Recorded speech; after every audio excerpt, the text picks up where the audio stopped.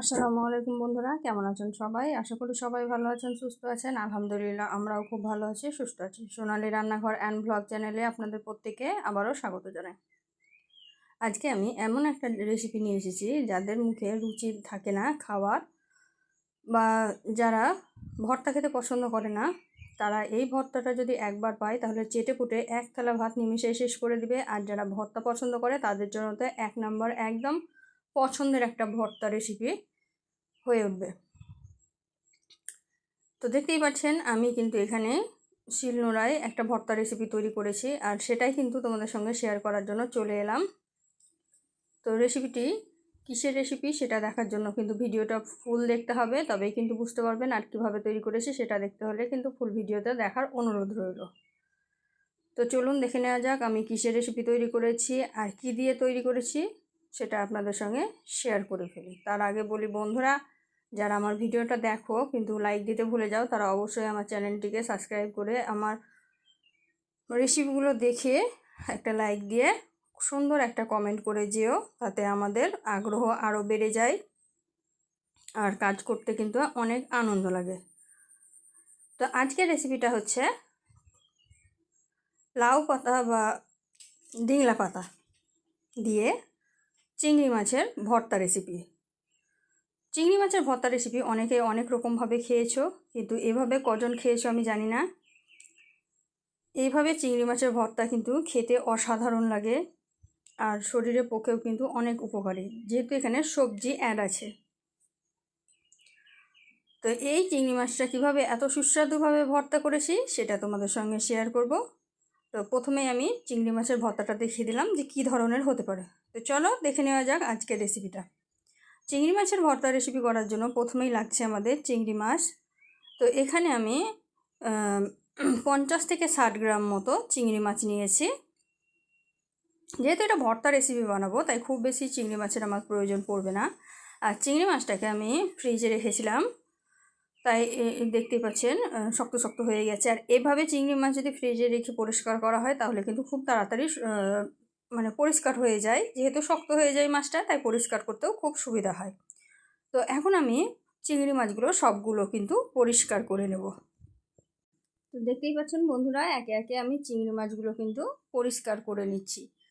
চিংড়ি মাছগুলো সমস্ত চিংড়ি মাছ আমি পরিষ্কার করে ধুয়ে তারপরে আপনাদের সামনে নিয়ে চলে এসেছি। দেখুন চিংড়ি মাছটা সুন্দরভাবে পরিষ্কার হয়ে গেছে। আর এখন আমি চিংড়ি মাছটাকে আগে ভেজে রাখবো, তারপরে কোনো ব্যবস্থা করব, কারণ চিংড়ি মাছ কিন্তু খুব তাড়াতাড়ি নষ্ট হয়ে যায়। তাই আগে চিংড়ি মাছটাকে ভেজে নেব, তারপরেই কিন্তু বাকি সরঞ্জামগুলো দেখাবো। চিংড়ি মাছ ভাজার জন্য কড়াই নিয়ে নিয়েছি সরিষার তেল। সরিষার তেল দিয়ে পুরো রেসিপিটা তৈরি হবে, তাই সরিষার তেলটা অবশ্যই ব্যবহার করবেন, তাহলে কিন্তু রেসিপিটা খুবই সুন্দর লাগবে খেতে। তো চিংড়ি মাছের ভাজার জন্য সরষের তেলটা প্রথমে আমি গরম করে নিয়েছি, তারপরে চিংড়ি মাছগুলো দিয়ে দিলাম। এখন আমি নাড়াচাড়া করে চিংড়ি মাছটাকে ভালোভাবে ভাজা ভাজা করে নেব। তো দেখতেই পাচ্ছেন চিংড়ি মাছটা দেওয়ার পর সঙ্গে সঙ্গেই কিন্তু কালারটা চেঞ্জ হতে শুরু করে দিচ্ছে। এই যে চিংড়ি মাছের এই কালারটা আছে না, আমার কিন্তু খুবই পছন্দের একটা কালার। চিংড়ি মাছ খেতে আমার খুবই ভালো লাগে। আর এই যে এইভাবে ভাজা ভাজা চিংড়ি মাছ লবণ দিয়ে মশলা দিয়ে ভাজা খেতেও কিন্তু দুর্দান্ত লাগে। তো আজকে যেহেতু আমি আলাদা একটা রেসিপি তৈরি করব, তাই আজকে আর খাবো না, আজকে ভেজে তুলে একটা পাত্রের মধ্যে নিয়ে নিচ্ছি। দেখুন কত সুন্দরভাবে চিংড়ি মাছগুলো আমার কিন্তু ভাজা কমপ্লিট হয়ে গেল। এখন আমি গ্যাসের আঁচটাকে কিন্তু বন্ধ করে দেবো, যেহেতু আমি আগে চিংড়ি মাছটা ভেজে নিলাম, তারপরে কিন্তু বাকি সরঞ্জামগুলো রেডি করেছিলাম। তার জন্য আগে মাছটাকে ভেজে আমি দেখিয়ে দিলাম, তারপরে কিন্তু আমি এখন সরঞ্জামগুলো রেডি করব। তো দেখুন কত সুন্দর হয়েছে মাছগুলো ভাজা, মাশাআল্লাহ অনেক সুন্দর লাগছে মাছগুলো। তো এই তো আমি সরঞ্জাম রেডি করে নিয়েছি। সরঞ্জামের মধ্যে যেটা হচ্ছে সেটা হচ্ছে ডিংলার পাতা বা মিষ্টি কুমড়ার পাতা। মিষ্টি কুমড়ার পাতা দিয়েই আজকের ভর্তা রেসিপিটা তৈরি হবে। তার জন্য আমি এখানে 5 থেকে 7টা মিষ্টি কুমড়ার পাতা নিয়ে নিয়েছি। আর এগুলো কিন্তু আমাদের গাছের একদম কচি ফ্রেশ পাতা। তো এই পাতা দিয়ে রেসিপিটা তৈরি হবে, তাই আমি আপনাদেরকে সুন্দরভাবে একটু সাজিয়ে দেখিয়ে দিলাম। তো এই তো দেখুন কাছ থেকে একদম কোনো রকমের ময়লা কিচ্ছু নাই পাতার মধ্যে, পাতা একদম কচি ফ্রেশ আছে। আর এই রকমের পাতা দিয়েই কিন্তু ভর্তার রেসিপিটা খেতে দুর্দান্ত লাগে। আমি এখানে দেখতে সুন্দর লাগার জন্য পাতার মধ্যে চিংড়ি মাছ ঢেলে দিয়েছিলাম, যে কেমন লাগছে দেখুন। দেখুন কত সুন্দর লাগছে, সবুজ কচি পাতার মধ্যেই চিংড়ি মাছ। তো এখন আমি পাতাগুলো পরিষ্কার করে নিয়েছি, এখন আমি এগুলোকে ধুয়ে নিব। তার জন্য আমি একটা একটা করে দেখিয়ে দিচ্ছি। দেখুন এখানে 5 থেকে 6টা আছে, এগুলোকে ধুয়ে নিব। ধুয়ে তারপরে কিন্তু এগুলোকে আমি কাটবো। তো তার জন্য আমি শাকটাকে ধুতে নিয়ে গেছিলাম, ধুয়ে নিয়ে পরিষ্কার করে নিয়ে চলে এলাম। এখন আমি শাকগুলোকে একটু রোল করে নেব কাটতে সুবিধা হওয়ার জন্য। এটা দেখতে পাচ্ছেন সুন্দরভাবে আমি রোল করে দিলাম। এখন আমি শাকগুলোকে কুচি কুচি করে কেটে নেব। শাকগুলো কাটা আমার দেখুন কত সুন্দরভাবে কাটা হচ্ছে। এভাবে কিন্তু আপনারাও কেটে নেবেন। এভাবে পাতলা করে কেটে দিলে কিন্তু খুব তাড়াতাড়ি ভাজা হয়ে যায়, নরম হয়ে যায়। শাক কাটা কমপ্লিট। এখন আমি কড়াইয়ের মধ্যে তেল আছে, এই তেলের মধ্যেই কিন্তু আমি শাকগুলো দিয়ে দিব। তো দেখতেই পাচ্ছেন শাকগুলো কিন্তু আমি কড়াইয়ের মধ্যে দিয়ে দিলাম। এখন কিন্তু আমি কোনো রকমের লবণ বা কোনো মশলাই ব্যবহার করব না, এখন শুধু সামান্য একটু হলুদ ব্যবহার করব। তার কারণ হচ্ছে শাক পাতার মধ্যে অনেক রকমের পোকা থাকে, তো সেই পোকার যাতে বিষ যদি থেকে থাকে তাহলে নষ্ট হয়ে যায়, তার জন্যই কিন্তু হলুদটা আমি ব্যবহার করেছি। তো হলুদটা দিয়ে আমি একটু নাড়াচাড়া করে এটাকে হালকা আঁচে ঢাকা দিয়ে দিব। হালকা আঁচে ঢাকা দিয়ে 2 থেকে 3 মিনিট রেখে দিলেই কিন্তু খুব সুন্দরভাবে শাকটা ভাজা ভাজা হয়ে যায়। আর এভাবে তৈরি করলে কিন্তু খেতেও দুর্দান্ত লাগে। তো দেখতেই পাচ্ছেন আমি নাড়াচাড়া করে শাকটাকে ঢাকা দিয়ে দিলাম। ঢাকা দিয়ে 2 থেকে 3 মিনিট আমি রেখেছিলাম, তার মধ্যে দেখুন কতটা কমে গেছে। আর ভাপের যে জলটা ছিল সেই জলটাতে সুন্দরভাবে সিদ্ধ হয়ে গেছে, আর শাকটাও কিন্তু সুন্দরভাবে ভাজা হয়ে গেছে। এখন আমি তবুও আর 1 মিনিট মতো এটাকে ঢাকা দিয়ে রাখবো, তাহলে কিন্তু আর একটু ভালোভাবে ভাজা ভাজা হয়ে যাবে। তো এটা আমি ভালোভাবে নাড়াচাড়া করে একটু দেখে নিলাম যে সিদ্ধ হয়েছে কিনা। তো সুন্দরভাবে সিদ্ধ হয়েছে, তারপরেও কিন্তু আমি আবারও একটু ঢাকা দিয়ে দিলাম। ঢাকা দিয়ে 1 মিনিট মতো রেখেছিলাম, তার মধ্যেই কিন্তু আমার শাকটা সুন্দরভাবে হয়ে গেছে। তো এটাকে আমি তুলে একটা পাত্রে রেখে দিচ্ছি। যে পাত্রে আমি চিংড়ি মাছ তুলে রেখেছি সেই পাত্রেই কিন্তু শাকটাও তুলে রেখে দিচ্ছি।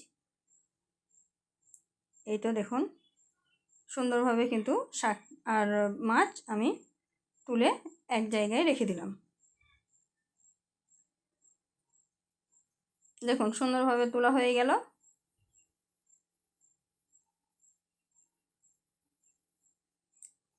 সবগুলো শাক আমার তোলা রেডি হয়ে গেছে।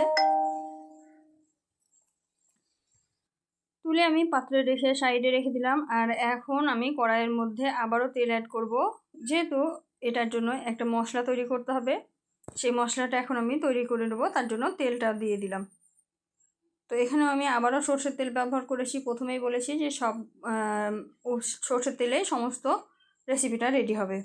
তো এখন আমি এখানে দিয়ে দিলাম বেশ কিছুটা পরিমাণে রসুন। রসুন খাওয়া কিন্তু আমাদের শরীরের পক্ষে অনেক উপকার, তাই ভর্তাতে অনেক বেশি বেশি রসুন ব্যবহার করতে পারেন, যাতে করে আমাদের শরীরে যে রোগ প্রতিরোধের ক্ষমতা বেড়ে যায় আর সমস্ত অসুখ কিন্তু আমাদের থেকে দূরে থাকে যদি রসুন ব্যবহার করতে পারেন। তো এদিকে আমি পেঁয়াজ দিয়ে দিলাম আর দিয়ে দিলাম শুকনো লঙ্কা। আপনারা কিন্তু শুকনো লঙ্কা কাঁচা লঙ্কা দুটোই ব্যবহার করতে পারেন। আমি শুকনো লঙ্কা দিয়েছি, যেহেতু আমার হাজব্যান্ড কিন্তু খুব ঝাল খেতে পছন্দ করে না, আর আমি ঝাল খেতে পছন্দ করি, তো তার জন্য আমি কিন্তু শুকনো লঙ্কাটা দিয়েছি যাতে সবাই খেতে পারি।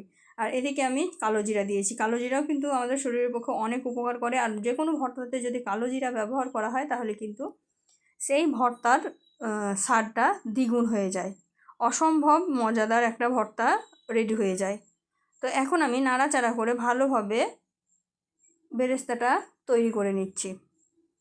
এই বেরেস্তাটা কিন্তু খুব মুচমুচে বেরেস্তা হবে না, একটু নরম নরম হবে, যেহেতু এই বেরেস্তাটাকে আমরা শিলবাটায় বেটে নিব, বেটে রেডি করব।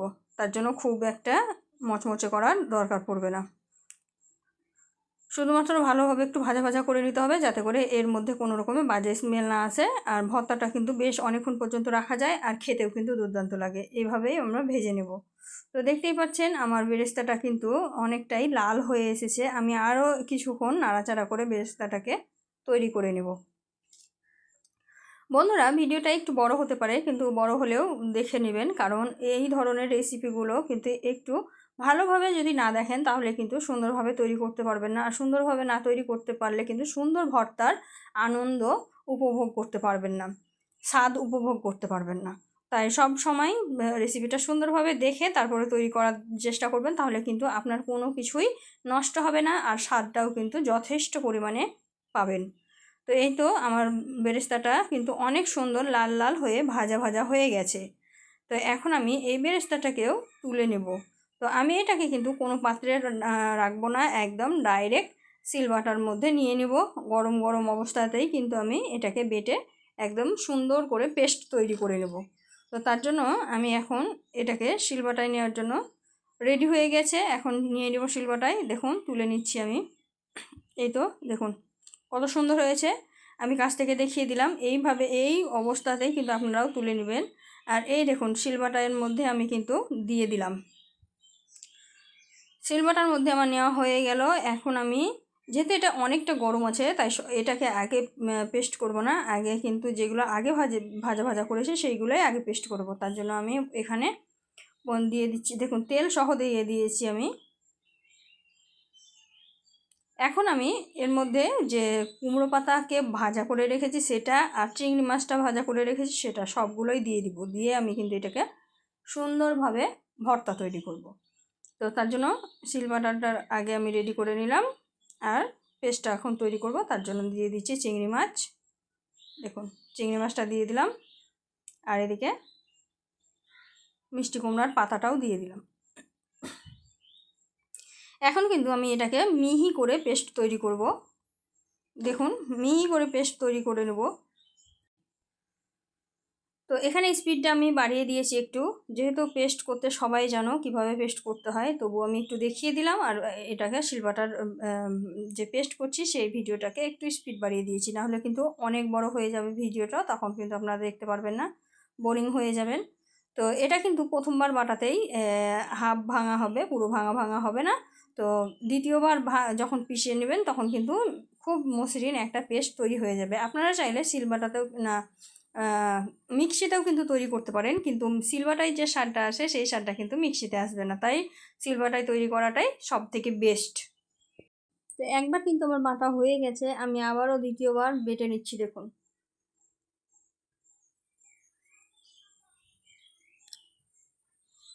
দেখুন সুন্দরভাবে মিহি করে কিন্তু পেস্টটা আমি তৈরি করে নিলাম। এখন শিলবাটার মধ্যে কিন্তু এটাকে আমি এক জায়গায় রেখে সুন্দরভাবে মাখিয়ে নেব।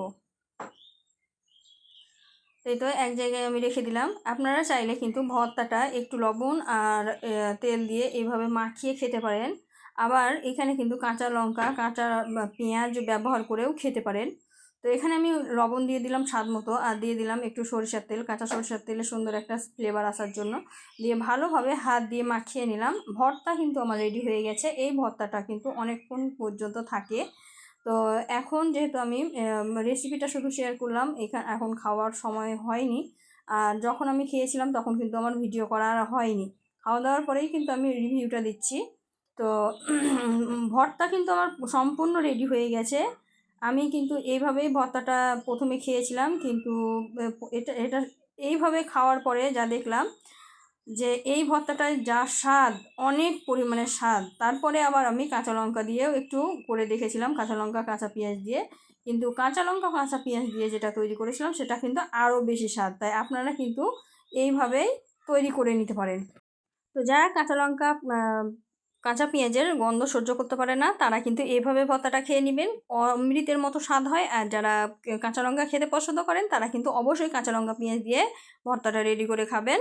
তো আজকের ভিডিওটি কেমন লাগলো অবশ্যই কমেন্টে জানাবেন, আর যদি ভালো লেগে থাকে অবশ্যই লাইক শেয়ার কমেন্ট করতে ভুলবেন না। আর কী ধরনের ভিডিও আমার কাছ থেকে দেখতে চান সেটাও কিন্তু কমেন্টে জানাবেন। আজকের রেসিপিটা কিন্তু একদম ইউনিক ছিল আর খুবই মজাদার ছিল, তাই আশা করা যায় আপনাদেরকে ভিডিওটা অনেক ভালো লাগবে। ভালো লেগে থাকলে লাইক শেয়ার কমেন্ট করে দেবেন। আজকের রেসিপিটা এই পর্যন্ত, দেখা হবে এই ধরনেরই আরও নিত্য নতুন রেসিপি নিয়ে পরবর্তী ভিডিওতে। তো ততক্ষণ সবাই ভালো থাকবেন, সুস্থ থাকবেন, আর আমার জন্য একটু বেশি বেশি দোয়া করবেন। খোদা হাফিজ।